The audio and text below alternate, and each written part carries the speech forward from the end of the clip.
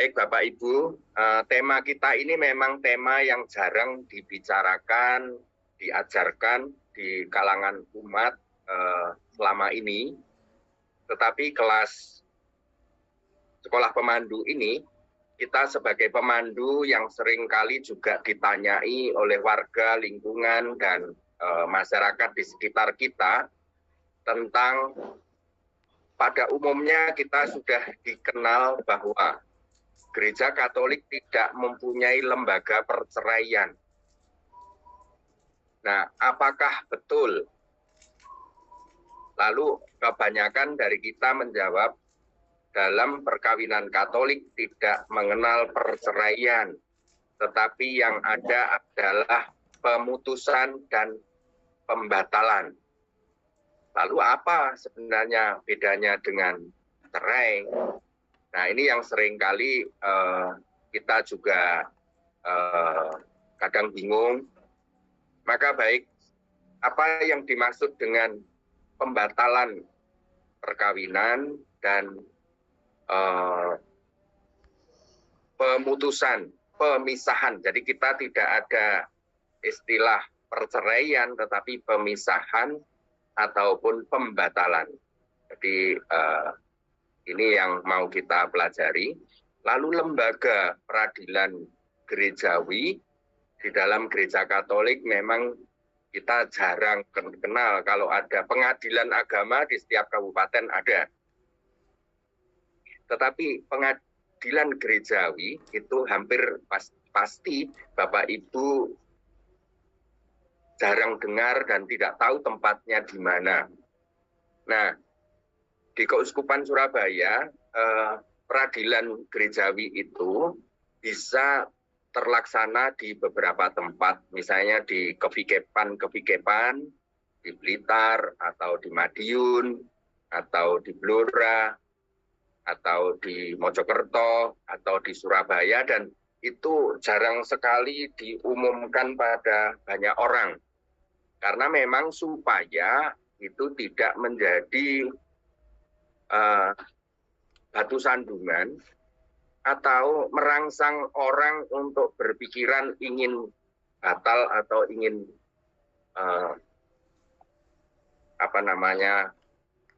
cerai atau pisah atau yang lain-lain.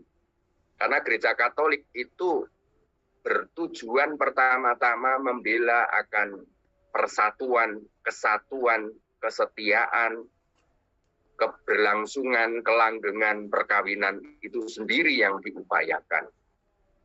Baik Bapak Ibu, dalam kitab hukum kanonik, kita yang disebut dengan perkawinan yang dibatalkan, jadi bukan dibuyarkan, tetapi dibatalkan. Dibatalkan berarti perkawinan yang diadakan itu dianggap tidak ada, dianggap tidak terlaksana, dianggap sebagai tidak sah secara hukum Gereja Katolik. Karena apa?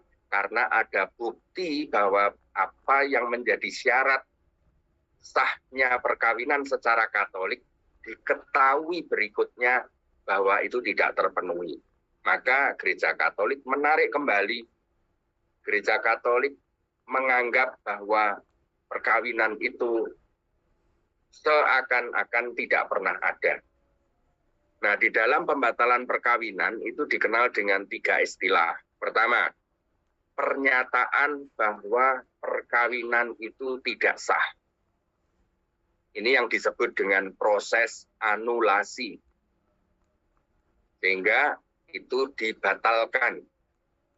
Lalu ada istilah pemutusan ikatan perkawinan, yaitu ketika ikatan perkawinan itu tidak sampai disempurnakan pada persetujuan. Itu bisa diputuskan bahwa ikatan itu ditarik kembali. Itu yang disebut dengan pemutusan ikatan perkawinan. Lalu yang ketiga, pemutusan ikatan perkawinan demi iman.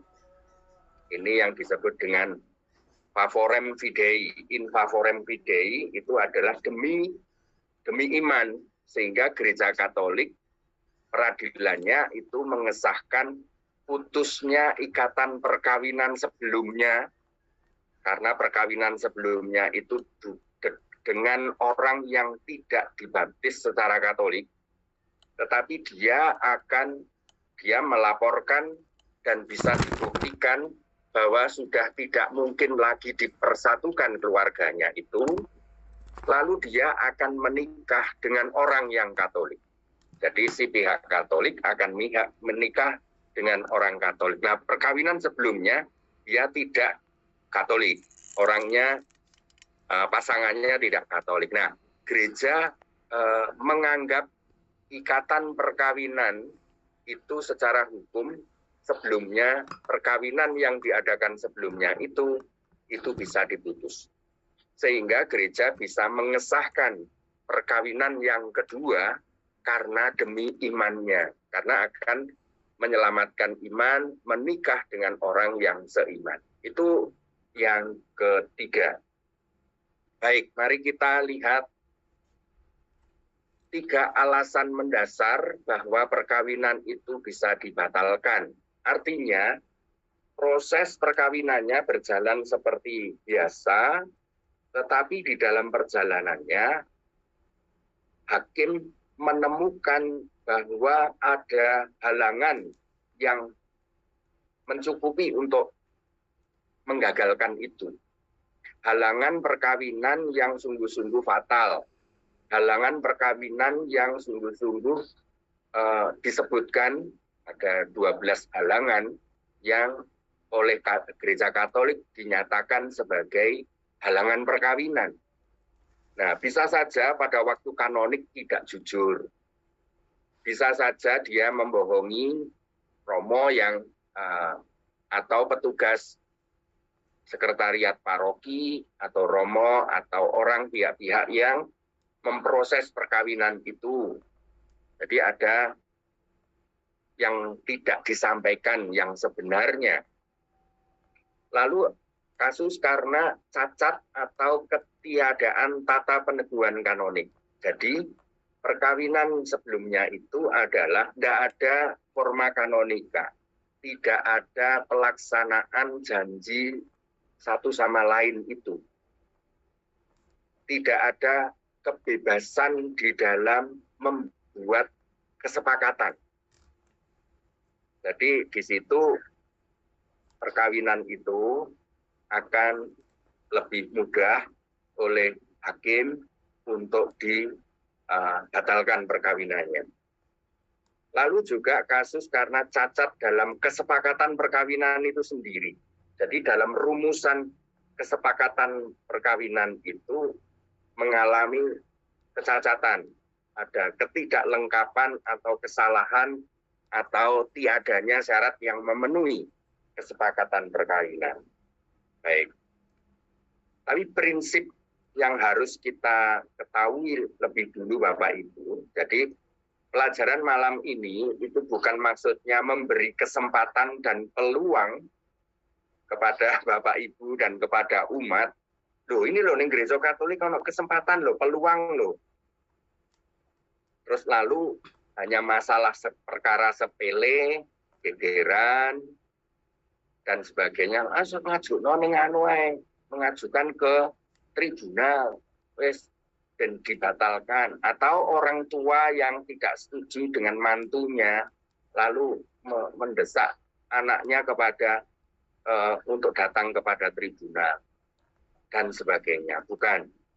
Karena tribunal itu bukan seperti pengadilan agama, pokok bahwa alasan di pengadilan itu mencukupi untuk hakim bisa memisahkan mereka atau memutus ikatan perkawinan mereka sehingga mereka bisa kawin lagi dan itu bisa berkali-kali. Ya. Bagi Gereja Katolik, pemisahan atau pembatalan perkawinan itu hanyalah suatu langkah terakhir. Jadi sungguh-sungguh tidak ada solusi lagi. Maka baru langkah terakhir adalah pengadilan gerejawi, yaitu ketika semua proses upaya pastoral sudah tidak lagi dimungkinkan. Jadi Bapak Ibu, sekali lagi ini adalah langkah terakhir, maka saya diberi huruf merah ini. Apa yang dilakukan oleh tribunal itu akan membuktikan sungguh-sungguh, makanya tidak gampang dalam urusan tribunal bisa bertahun-tahun. Itu pertama-tama karena apa? Karena akan tetap diupayakan dulu untuk bersatu kembali. Jadi tribunal pun nanti auditor atau si petugas dari pengadilan gerejawi itu yang tetap mengupayakan dulu, mengumpulkan data, lalu menghubungi orang-orang pastornya untuk mempersatukan kembali. Kalau masalahnya adalah pengampunan, ya bagaimana mengupayakan untuk bisa saling memaafkan dan sebagainya. Maka tribunal itu bukan hanya lembaga pokok mengesahkan perceraian, tetapi adalah upaya untuk pertama mesti mengembalikan bagaimana masih adakah kemungkinan untuk kembali bersatu, kembali untuk utuh sebagai keluarga, sebagai suami istri. Nah, kalau memang terbukti, ditemukan bukti-bukti yang cukup kuat untuk hal-hal tadi, 3 hal tadi, maka baru tribunal memproses ke langkah berikutnya untuk pemisahan atau pembatalan perkawinan. Apa yang disebut halangan yang menggagalkan? Maka Bapak Ibu, jikalau ada orang menikah, lalu sudah 10 tahun menikah, lalu ternyata ketidakcocokan di antara mereka, gegeran, KDRT, atau perselingkuhan, atau macam-macam yang terjadi. Nah, maka nanti tribunal akan melihat kembali hal-hal apa yang menjadi syarat keabsahan perkawinannya yang dulu. Jadi dulu dalam perkawinannya itu ditemukan enggak halangan-halangan yang memang bisa menjadikan bukti bahwa memang perkawinan mereka ini tidak sah. Nah, maka ada 12 halangan nikah yang kiranya ini harus ditemukan. Apakah dalam perkawinannya dulu itu memang kurang umur? Nah, itu dicari. Lalu 2, apakah selama perkawinan itu memang terbukti bahwa pihak laki-laki itu impotensia atau pihak perempuan juga mengalami impotensia.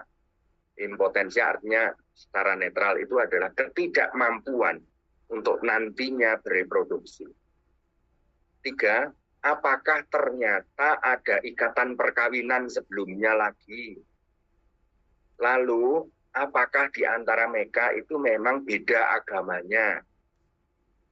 Lalu ternyata beda agama, tetapi membohongi misalnya. Lalu apakah mereka ini memang sudah ngurus dispensasi dispensasi disparitas kultus atau tidak, yaitu dispensasi untuk nikah beda agama. Lalu yang kelima, apakah mereka ini ternyata mantan romo yang pernah ditahbiskan? Lalu yang keenam, apakah mereka mantan biarawan, biarawati yang pada waktu perkawinannya itu sebenarnya masih terikat oleh kaul, khususnya kaul kemurnian. Lalu yang ketujuh, apakah ada fakta bukti bahwa pada waktu perkawinannya itu dulu ada penculikan atau disekap sehingga terpaksa kawin. Lalu ke-8, apakah ada fakta kejahatan, misalnya dulu si laki-laki ini menciderai suami pasangannya sehingga dia ngomongnya bahwa membunuh pasangan dari calon istrinya atau mengupayakan perceraian dengan secara sepihak, diceraikan, lalu si pihak perempuan itu supaya bisa diambil. Jadi terjadi kejahatan di situ.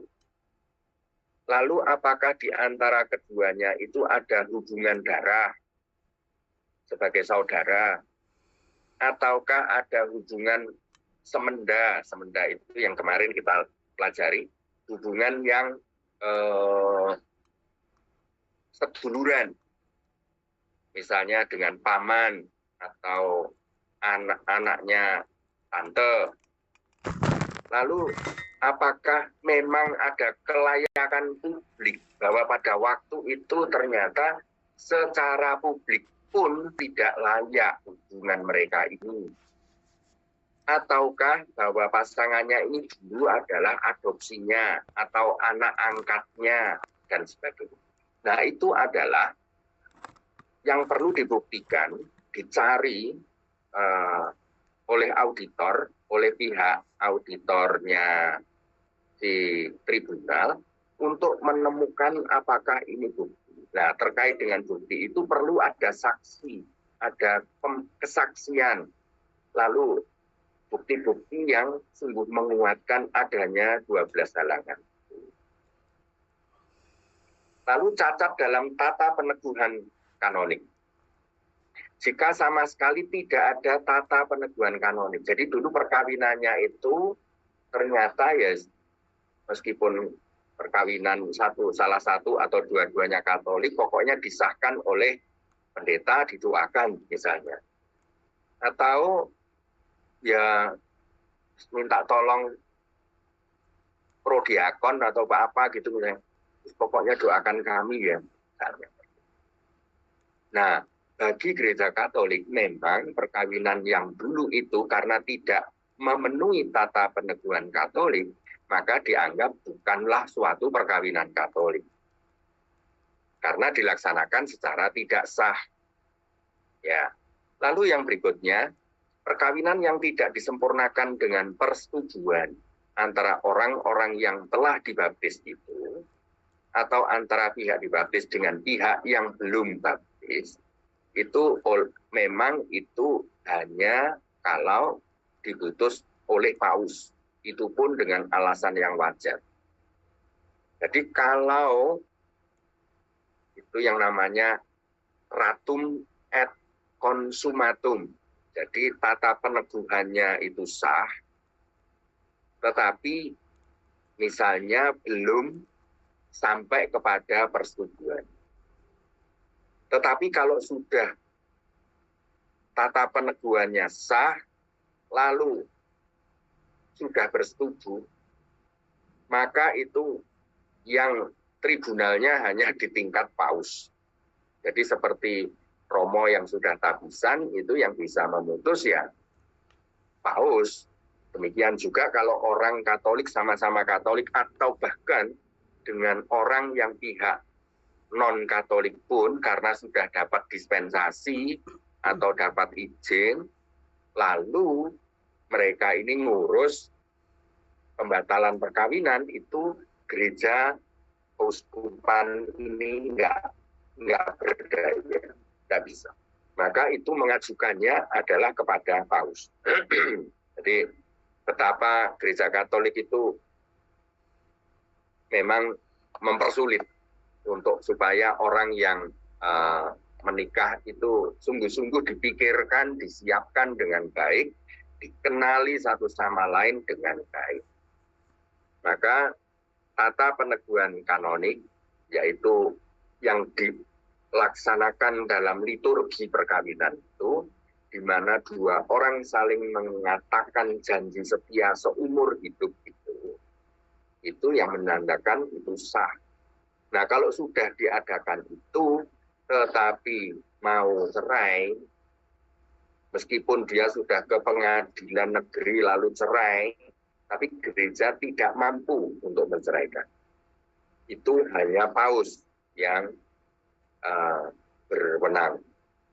Itu pun kalau alasannya wajar. Jadi memang sungguh-sungguh ada bukti-bukti yang akhirnya disetujui oleh Paus, oke, kamu dipisahkan atau diputuskan perkawinan, dibatalkan perkawinan. Ya. Nah, untuk bukti bahwa non consumatum artinya belum disempurnakan dengan setuju, karena bisa saja orang ngomong itu bujuk gitu. Loh, meskipun dulu pernikahannya di gereja Katolik dan sudah ada romo yang mengesahkan, lalu sudah sama-sama mengucapkan, jadi forma kanonika, tata peneguhan kanonik sudah terpenuhi. Tetapi ketika mereka ini sudah sekian tahun ini berkeluarga, tetapi tidak melakukan persetujuan. Nah, itu juga memungkinkan untuk proses pembatalan. Tetapi itu harus betul, nggak hanya omongan, itu harus dibuktikan di pengadilan gereja. Misalnya ada 3 jenis pembuktiannya. Pertama, memang betul-betul terbukti setelah nikah, misalnya tentara gitu ya. Mereka kawin dulu agak dipercepat karena akan tugas. Nah, ternyata tugas itu sudah 2 tahun tugas. Lalu mereka ini ternyata merasa nggak cocok gitu. Maka itu memang betul bahwa belum mengadakan persetujuan. Artinya tidak adanya kesempatan untuk bersetuju.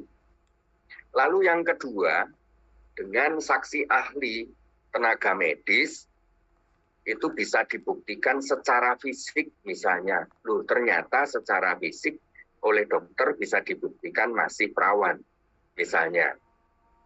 Nah, ini yang kesaksian ahli medis itu bisa memberi bukti fisik bahwa belum terjadi persetujuan. Jadi itu bisa menjadi dasar yang cukup kuat di dalam pemutusan atau pembatalan. Nah, lalu ada argumentasi moral, yaitu misalnya mereka dapat membuktikan dengan menyatakan di bawah sumpah dari suami istri itu, dan ada saksi-saksi yang menyebutkan argumen-argumen pokok bahwa memang tidak terbukti secara fisik, karena bisa saja tidak perawan itu bukan berarti karena pernah bersetubuh, tapi bisa saja karena naik sepeda atau cedera atau apa, bahkan itu sekarang juga tidak bisa menjadi bukti bahwa dia sudah pernah bersetubuh, meskipun selaput darah sudah seperti sudah tidak utuh lagi. Nah, itu yang ada kesaksian-kesaksian yang memang mereka menyatakan sumpah kepada hakim di tribunal, saya sungguh-sungguh menjadi saksi, dan itu menandatangani sumpah di bawah sumpah. Itu betul dia ada 2 saksi yang menyatakan bahwa mereka kedua ini belum pernah bersetubuh. Ya, sebagai salah satu contoh, misalnya di salah satu tempat di Kepikepan kami yang dulu, di Kepikepan Cepu, itu pernah terjadi bahwa pasangan itu, si cewek itu memang ketika menikah sudah tidak perawan. Jadi ketika pacaran pernah kebablasan.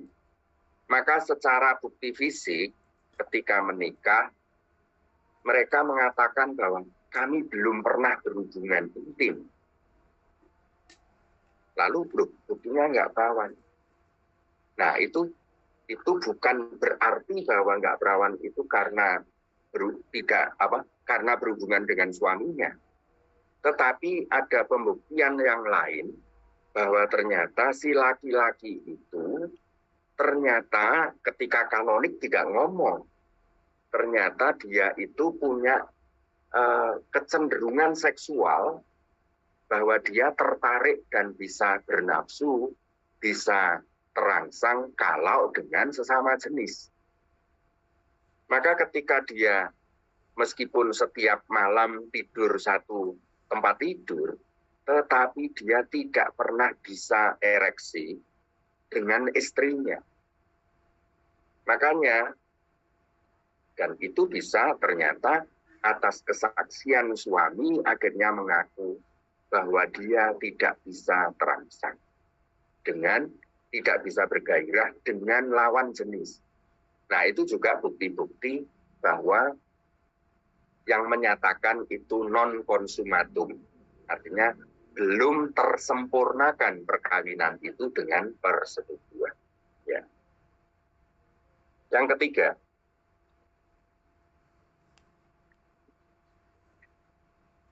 kalau ketiga ini adalah cacat dalam kesepakatannya dalam perkawinan itu, yaitu karena ada tekanan-tekanan atau peristiwa atau tindakan di antara mereka berdua itu yang menyebabkan bahwa ikatan kesepakatan dulu itu palsu, tidak bebas, tidak lahir dari kehendak untuk saling mencintai. Itu yang namanya cacat dalam kesepakatan perkawinan. Dalam situasi ini, kedua pasangan tidak dengan kemauan bebas memberikan diri satu sama lain untuk menikah. Namun mereka menikah karena adanya kondisi-kondisi, misalnya orang tuanya sudah mendesak betul karena mereka ini ingin punya cucu. Sehingga dia pokoknya dalam tahun depan ini harus menikah, misalnya. Padahal mereka ini belum yakin betul bisa saling mencintai. Bahkan masih ada hubungan yang lain lagi, misalnya yang orang yang dicintai. Tetapi kedua orang tua mereka ini sudah menghendaki, sehingga akhirnya daripada mengecewakan, maka dia lalu menikah. Misalnya seperti itu. Nah, sekarang ada pemisahan atau perpisahan suami istri. Jadi yang dimaksud perpisahan suami istri dalam istilah hukum gereja ini bukan lalu mereka tidak lagi sudah mengumumkan ada surat cerai, bukan. Perpisahan suami istri atau pemisahan itu adalah kalau istilah kita ini pisah ranjang. Yaitu berpisahnya antara suami istri tetapi tetap dalam ikatan perkawinan, itu yang namanya pemisahan. Jadi mereka tidak membatalkan ikatan hukum perkawinannya. Mereka ya sudah, karena demi misalnya mereka memperjuangkan tidak ingin anak-anaknya kehilangan orang tua. Mereka berdua sepakat bahwa memang tidak bisa lagi bersatu untuk saling mencintai. Tetapi mereka tetap serumah. Suami istri tetap mempunyai kewajiban dan hak untuk memelihara hidup bersama mereka. Kebersamaan dalam hidup perkawinan merupakan unsur esensi untuk mencapai tujuan perkawinan. Jadi, karena tujuan perkawinan ya berarti maka ya mereka misalnya masalah biaya anak, lalu kewajiban untuk rumah tangga mereka, biaya makan, biaya hidup, dan sebagainya tetap berjalan seperti biasa. Tapi mereka ini sudah tidak lagi berhubungan langsung. Nah, apa alasannya kok bisa sampai terjadi pisah ranjang? Satu, karena adanya perzinahan. Entah hubungan seksual yang langsung nyata atau lengkap dengan pihak lain, atau tidak. Tapi yang terpenting bisa terbuktikan bahwa itu betul adanya perzinahan yang diketahui oleh kedua pihak itu. Jadi bukan hanya dugaan. Maka pemisahan ini harus sungguh-sungguh bukan sekedar hanya karena cemburu, ya. Lalu karena alasan lain misalnya bahaya iman. seperti bid'ah. Misalnya karena pasangannya itu lalu pindah agama. Lalu mereka tidak mungkin bisa untuk bersatu. Tapi bahwa kewajiban-kewajiban mereka tidak mau cerai. Nggak mau cerai. Nah ini yang disebut pemisahan. Atau ternyata pasangannya mempunyai sakit HIV AIDS. Atau penyakit menular. Maka pasangannya yang satunya adalah, aku tidak bisa berhubungan intim lagi dengan kamu. Lalu, misalnya kalau ternyata, wah ini kalau caranya begini, ya tanpa ada pembatalan ataupun perceraian, ya sudah sendiri-sendiri, rumah sendiri-sendiri, karena kalau satu rumah, itu membahayakan pendidikan iman anak-anaknya. Anak-anaknya menemukan contoh kehidupan yang sungguh akan merusak kepribadian anak dan sebagainya. Jadi itu alasan kedua. Sekali lagi prinsip bagi kita Bapak Ibu, tribunal kenapa tidak begitu mudah untuk menyetujui, memberi mengesahkan perpisahan itu, pemisahan atau pisah ranjang. Karena perpisahan suami istri itu mengandung banyak bahaya juga. Kecuali terbukti dua hal itu tadi. Dari sana mudah timbul banyak kesulitan berat yang lain. Karena misalnya terjadi kebencian, permusuhan, lalu perzinahan berikutnya, lalu pendidikan anak, pendidikan iman terutama, dan kehidupan masa depan anak-anak terbengkalai. Anak-anak dengan broken home itu secara psikologis juga menjadi terluka, kepahitan hidup, ada dendam, dan sebagainya. Maka perpisahan tempat tinggal, meja makan, ranjang, itu merupakan alternatif terakhir juga. Yang hanya boleh diambil dalam keadaan terpaksa. Karena situasi memaksa, tetapi mereka tidak mau, jangan sampai cerai. Meskipun pihak yang tak bersalah itu tetap berhak untuk memisahkan diri, tetapi dia tetap menjaga perkawinan itu. Jadi mereka akhirnya yang salah satu pergi, tetapi tidak cerai. Itu. Kitab hukum kanonik memberi anjuran agar suami atau istri yang tidak bersalah itu bersedia mengampuni pasangannya yang bersalah karena zina misalnya. Itu upaya-upaya pertama. Lalu mengupayakan ada jaminan pertobatan untuk tidak lagi berzina. Ini semua juga demi cinta kasih Kristiani, kesejahteraan keluarga, karena ini bukan hanya, apalagi kalau sudah tersempurnakan dalam hubungan intim dan punya anak, itu jauh lebih rumit. Karena ini bukan hanya kepentingannya suami dan istri, tapi keluarga dan khususnya anak-anak. Lalu berkaitan dengan alasan yang sah tadi yang kedua, perpisahan tersebut dari sendirinya itu bersifat sementara, yakni selama alasan itu masih berlangsung. Jadi gereja memberi putusan hakimnya itu adalah oke, ini diputuskan, disahkan untuk berpisah, tetapi tetap bukan untuk selama-lamanya, kecuali nanti dalam proses selanjutnya di dalam tribunal itu akhirnya terbukti untuk menuju bukti tahap pemutusan pembatalan. Ya.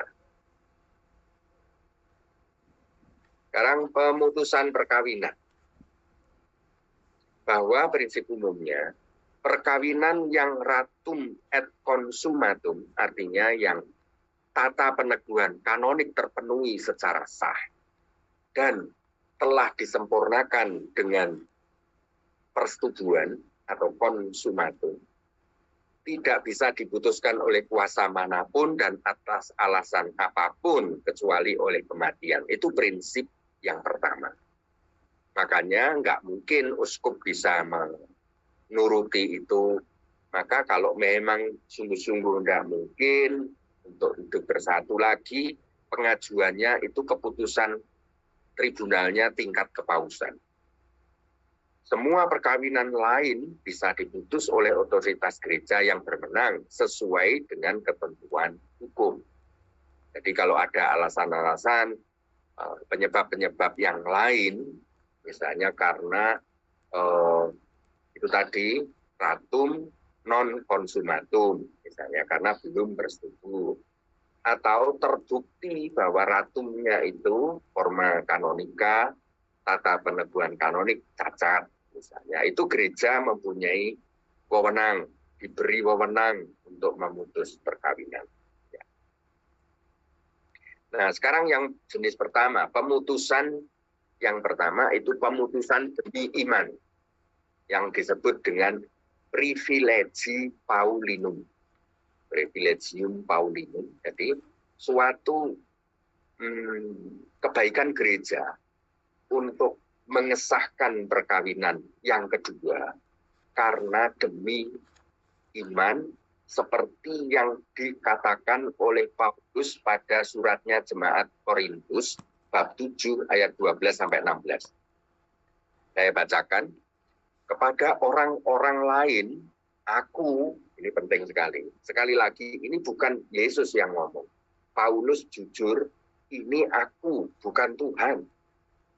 Aku mengatakan kalau ada seorang saudara beristrikan seorang yang tidak beriman, dan perempuan itu mau hidup bersama-sama dengan dia, janganlah saudara itu menceraikan dia. Kalau memang tetap mau bersatu, meskipun tidak seiman, maka jangan diceraikan. Dan kalau ada seorang istri bersuamikan seseorang yang tidak beriman, dan laki-laki itu mau hidup bersama dengan dia, janganlah menceraikan laki-laki itu. Karena suami yang tidak beriman itu dikuduskan oleh istrinya. Dan istri yang tidak beriman itu dikuduskan oleh suaminya. Maka dalam gereja Katolik, itu kita wujudkan dengan izin atau dispensasi. Andai kata tidak demikian, niscaya anak-anakmu adalah anak cemar. Kalau tidak, seperti itu yang kita yakini. Tetapi sekarang, mereka adalah anak-anak kudus. Tapi kalau orang yang tidak beriman itu mau cerai, biarlah dia bercerai. Dalam hal yang demikian, saudara atau saudari tidak terikat perkawinan lagi. Tetapi Allah memanggil kamu untuk hidup dalam damai sejahtera. Sebab bagaimanapun engkau mengetahui, hai istri, apakah engkau tidak akan menyelamatkan suamimu? Atau bagaimanakah engkau mengetahui, hai suami, apakah engkau tidak akan menyelamatkan istrimu? Maka itu, keselamatan keluarga itu hendaknya disungguh-sungguh dijadikan pertimbangan. Ya. Maka motivasi dasarnya adalah demi iman orang Katolik. Karena dari pasangan itu salah satu Katolik. Lalu 5 syarat penggunaan privilegi Paulinum ini. Syaratnya adalah memang 1, tentang perkawinan tadinya. Jadi misalnya ya, sebelum disahkan secara Katolik, itu perkawinan sebelumnya itu memang perkawinan dia dua-duanya belum dibaptis. Dalam perjalanan salah satu itu lalu jadi baptis Katolik.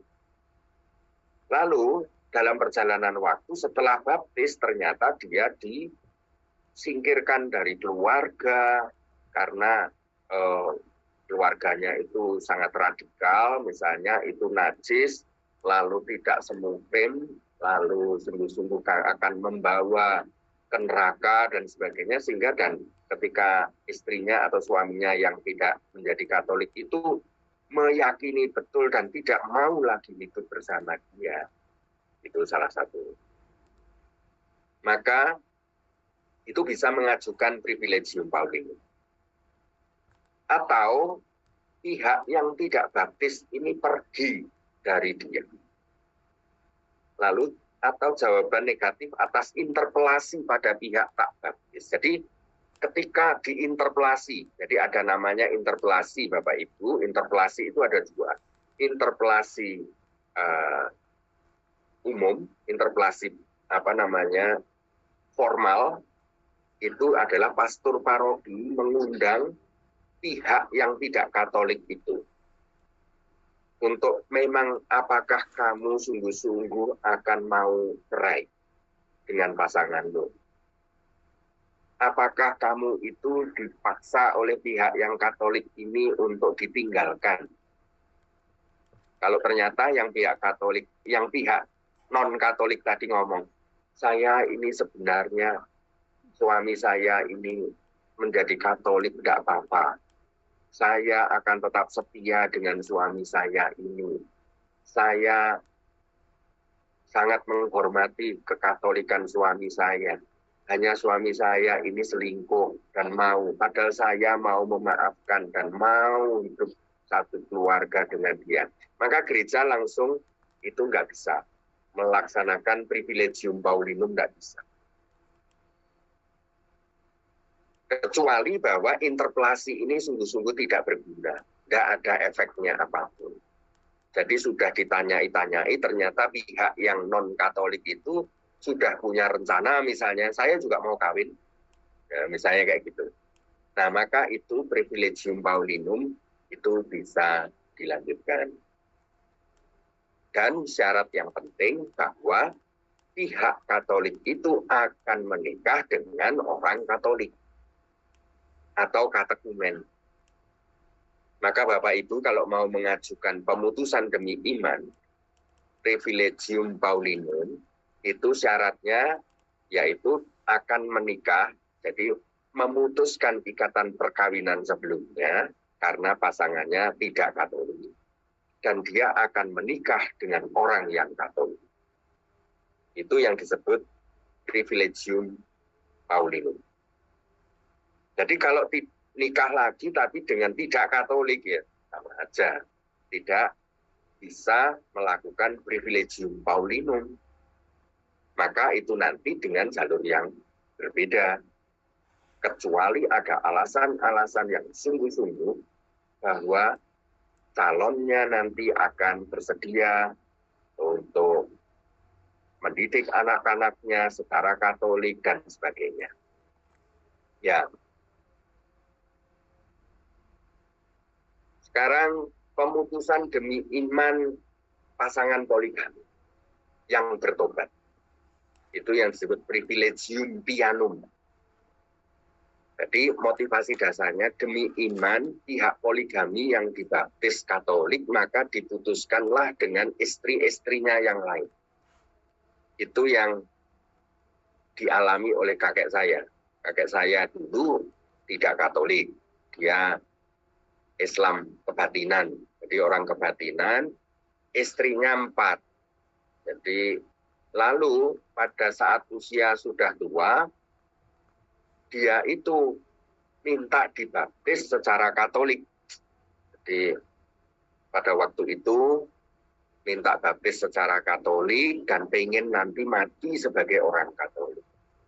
Maka di situ mengupayakan bahwa perkawinannya dengan istri-istri kedua, ketiga, keempat. Karena yang istri pertama sudah meninggal, istri kedua masih hidup, dan istri kedua itu masuk Katolik. Lalu maka pemutusan istri yang ketiga dan keempat, itu yang disebut dengan privilegium pianum. Lalu tentu ini perkawinan baru dengan salah satu dari istri-istri selain istri pertama. Misalnya karena istri kedua lalu jadi Katolik, maka lalu pemutusan dengan istri pertama, istri yang ketiga misalnya, itu juga privilegium pianum. Lalu pemutusan demi iman menggunakan kuasa tertinggi paus yang disebut dissolutio in favorum fidei. Jadi motivasi dasar demi iman pihak yang dibaptis. Jadi perkawinan konsumatum antara orang baptis dan non-baptis. Jadi perkawinan antara dua orang yang tak baptis, kemudian salah satunya itu baptis. Namun tidak bisa diputus dengan privilegium Paulinum tadi. Karena ada syarat yang tidak terpenuhi. Misalnya karena calonnya itu tidak baptis lagi. Jadi bukan Katolik lagi. Nah itulah yang pakai jalur namanya ini. Kuasa dissolutio in favorum fidei. Nah otoritas yang berwenang ini tentu saja Paus. Yang harus dibuktikan fakta tidak adanya baptis dari pihak yang tidak baptis. Jadi betul-betul memang ada bukti bahwa betul belum dibaptis. Gitu. Kalau ternyata pasangannya ya sudah baptis ya nggak bisa. Nah sekarang apa itu anulasi atau pembatalan perkawinan?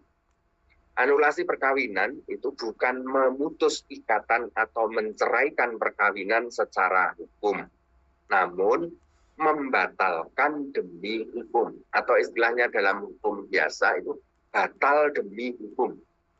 Karena apa? Karena syarat keabsahannya sungguh-sungguh tidak terpenuhi.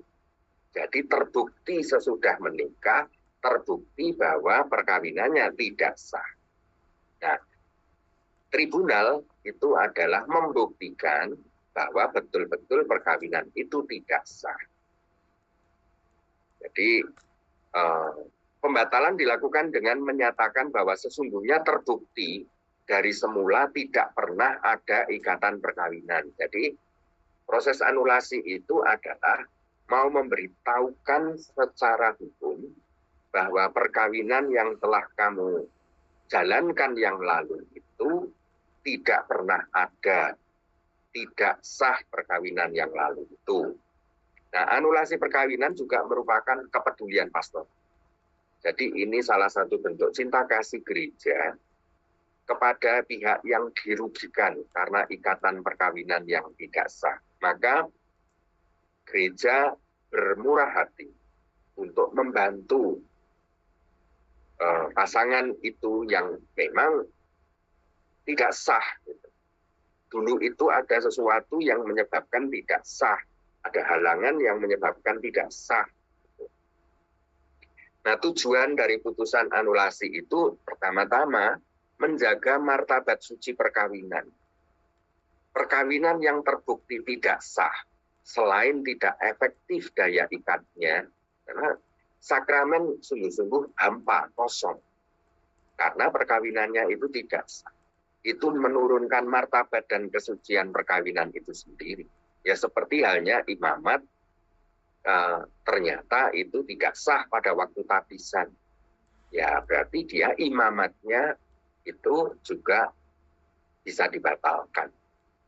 Gugatan atas keabsahan perkawinan diproses dalam pengadilan gerejawi dengan tujuan untuk membela dan melindungi martabat luhur dan kesucian perkawinan yang tak terceraikan itu. Jadi karena perkawinan memang tak terceraikan. Anulasi diadakan demi nilai-nilai perkawinan, bukan demi kebebasan atau hanya masalah emosi atau apa, bukan. Tapi demi nilai perkawinan. Jadi kalau seorang menikah dan sebenarnya tidak memenuhi syarat untuk menikah secara sah, berarti nilai perkawinan itu diabaikan. Maka itulah yang mau dilindungi gereja. Jika mungkin perkawinan yang terbukti tidak sah diupayakan pengesahannya dan ikatan perkawinan dipulihkan demi kesejahteraan suami istri dan anak. Jadi tribunal juga mengupayakan bahwa itu dipulihkan. Kalau ternyata meskipun terbukti tidak sah lalu bisa dipulihkan, maka ya upaya untuk memulihkan perkawinan itu demi kesejahteraan suami istri dan anak. Jika tak dapat diupayakan, maka baru diajukan anulasi itu agar kedua pihak berstatus bebas. Jadi bisa untuk menikah lagi. Nah sekarang mari kita kenal tribunal gerejawi. Jadi sebenarnya ini perpanjangan tangan dari Bapak Uskup. Karena yang punya kuasa yang utuh itu uskup. Uskup diosesan itu bertugas memimpin gereja partikular yaitu keuskupan yang dipercayakan kepadanya. Uskup itu punya 3 kuasa. Kuasa legislatif, kuasa eksekutif, dan kuasa yudisial. Nah, kuasa legislatif itu dijalankan oleh uskup sendiri dan lalu dibantu dengan Dewan Imam. Jadi Bapak Ibu kalau pernah dengar, uskup ada rapat Dewan Imam, itu uskup sedang menjalankan fungsi kuasa legislatif. Lalu kalau ada pertemuan pastores, Dewan Pastoral Keuskupan, nah itu adalah kuasa eksekutif dari uskup. Itu bisa lewat Vikjen atau Vikep. Itu membantu uskup dalam kuasa eksekutif. Sedangkan kuasa yudisial untuk mengadili itu dijalankan, dibantu oleh Vikjud atau Vikaris Judisial. Dan Vikaris Judisial mendirikan namanya Tribunal Pengadilan Gerejawi. Maka tribunal itu adalah perangkat yudikatif dari uskup. Lembaga peradilan dalam gereja Katolik itu yang disebut tribunal. Pembentukan dan caranya memang diatur dalam hukum kitab hukum kanonik. Tempat diupayakan penyelesaian suatu perkara menurut ketentuan hukum gereja. Karena sebutannya adalah pengadilan perkawinan, pengadilan gerejawi, perkara yang ditangani terbatas pada aspek-aspek spiritual tertentu dari perkawinan berdasarkan hukum gereja. Maka ini bukan sebuah lembaga negara, karena ini adalah lembaga gereja yang punya keyakinan iman tertentu, yang memiliki pemahaman tentang sakramen. Nah, hukum pengadilan umum itu tidak ada. Gereja membatasi cakupan kewenangannya pada sah tidaknya suatu perkawinan yang dilakukan. Patokan yang digunakan berkisar antara 3 hal pokok ini, tentang halangan yang menggagalkan, kesepakatan perkawinannya itu benar dan penuh atau tidak, serta tata penebuan kanoniknya, tata penebuan perkawinannya itu cacat atau tidak. Nah itu apa yang diurus tribunal seperti itu. Tujuan tribunal sekali lagi untuk menjaga martabat perkawinan, untuk memulihkan, membangun kesejahteraan suami istri, dan terutama untuk kebaikan gereja. Jadi ini adalah karena gereja mengajarkan, gereja mempunyai hukum, mempunyai ketentuan, mempunyai keyakinan bahwa perkawinan Katolik itu begini. Nah, tribunal itu membela itu. Nah, berkenaan dengan martabat perkawinan, tribunal mengupayakan terpeliharanya keutuhan ajaran iman dan moral gereja tentang hakikat, ciri hakiki, dan tujuan perkawinan Katolik. Hakikat perkawinan adalah persekutuan seluruh hidup. Itu yang mau dijaga. Makanya betul-betul pemutusan, privilegium, dan sebagainya tadi itu hanyalah langkah terakhir. Sungguh langkah terakhir. Karena ciri perkawinan itu adalah kesatuan dan tak dapat diceraikan. Tujuan perkawinan adalah kebaikan, kesejahteraan suami istri, lalu pendidikan iman dan kesejahteraan anak, bonum prolis, ya, bonum conjugum dan bonum prolis, serta unitas, indissolubilitas, ya, tak terceraikan. Itu yang mau dijaga, diperjuangkan. Namun kenyataannya bahwa hidup manusia itu adalah sungguh-sungguh betul-betul rumit. kompleks. Nah, dalam tribunal itu, uskup itu adalah hakim yang utama. Lalu itu diwakili oleh fikjud atau vikaris yudisial. Keuskupan Surabaya sekarang ini fikjudnya adalah Romo Roni. Lalu Romo Roni itu membentuk dan mengepalai kolegium para hakim. Jadi menunjuk atas pertujuan SK dari uskup, itu Romo-Romo ditunjuk sebagai hakim. Kalau nggak salah Romo Blantik itu juga Romo Sairin, Romo Joko juga saya kira ya, dan beberapa Romo itu mendapatkan penugasan dari uskup melalui fikjud untuk menjadi hakim.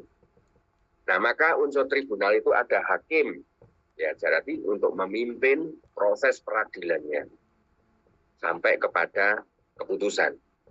Lalu notarius itu adalah notaris, notulis, dia yang mencatat, dia yang mendokumentasikan dan sebagainya. Semuanya proses peradilan itu lalu auditor berarti yang mendengarkan, dia yang mengumpulkan, mencatat, melaporkan, merumuskan gugatan-gugatan, bukti-bukti dan sebagainya. Lalu ponen atau relator, saya kurang jelas karena saya tidak pernah menemukan itu di Tribunal Keuskupan Surabaya, tetapi di dalam buku hukum gereja memang tertulis yang disebut dengan ponen itu adalah salah satu dari hakim yang ditunjuk untuk melaporkan perkara dalam sidang para hakim dan kemudian merumuskan putusannya secara tertulis. Jadi itu nanti yang salah satu hakim yang merumuskan keputusannya dari majelis hakim. Lalu promotor keadilan itu adalah suatu tim orang atau tim yang ditunjuk oleh uskup melalui fikjud untuk membela gereja, untuk kesejahteraan umum, untuk kesejahteraan gereja dan selanjutnya. Biasanya untuk ngurusi tentang terkait kasus harta benda dan sebagainya. Lalu defensor vinculi itu pembela, kalau tidak salah itu pembela yang tugasnya adalah dalam pengadilan juga seperti pembela, yang membela pihak yang mengajukan gugatan. Lalu pengacara itu juga bisa adalah orang yang memberi nasihat-nasihat hukum kepada pihak yang menggugat itu. Ya, ada istilah asesor. Saya kira nanti Romo Sairin, apakah Romo Sairin hadir, itu bisa membantu untuk menjelaskan ini. Karena saya tidak pernah terlibat di tribunal. Nanti kalau ada pertanyaan, kalau ini ternyata perlu, akan saya carikan jawabannya.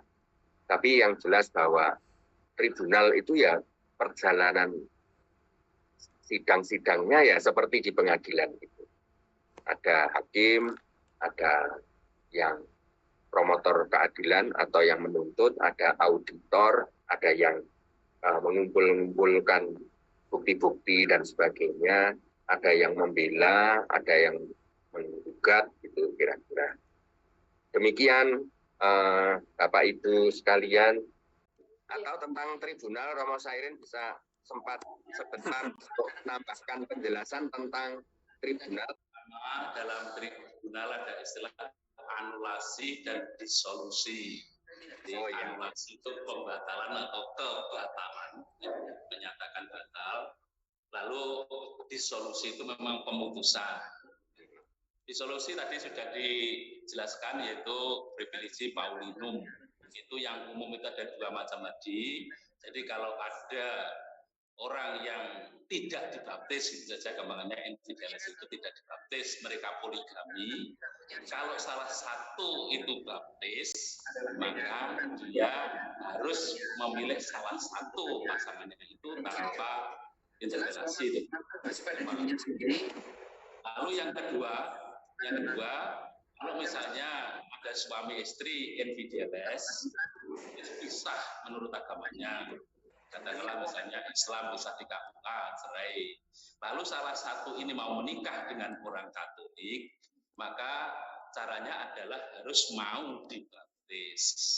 Harus mau dibaptis, jadi demi iman yang dibaptis itu, maka ikatan perkawinan yang sudah cerai di KUA yang menurut agama Katolik masih ada ikatan, itu diputus.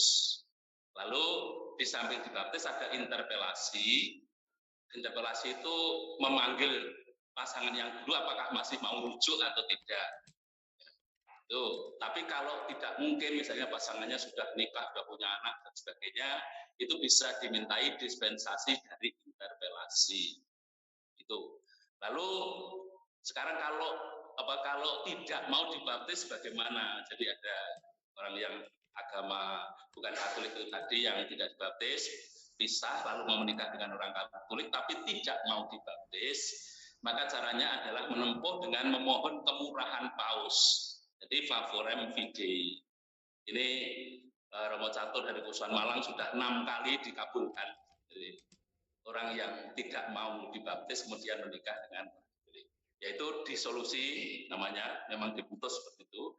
Lalu yang anulasi, tadi sudah diterangkan syarat-syaratnya itu. Dalam anulasi memang ada kemungkinan bahwa perkawinan itu sah atau tidak. Jadi kalau memang terbukti sah, maka ya sudah sah, tidak ada batal. Jadi tidak bisa menikah lagi secara Katolik. Kemudian kalau terbukti batal, batalnya kena apa? Kalau batalnya itu tadi misalnya karena homo, tadi disebutkan ya homo, kalau homonya belum sembuh, maka tidak bisa menikah secara Katolik, harus sembuh dulu. Gitu. Baru bisa menikah secara Katolik. Lalu tadi disebut ratum non consumatum, ya. Lalu ratum et consumatum yang mutlak tidak bisa diceraikan kecuali oleh kematian.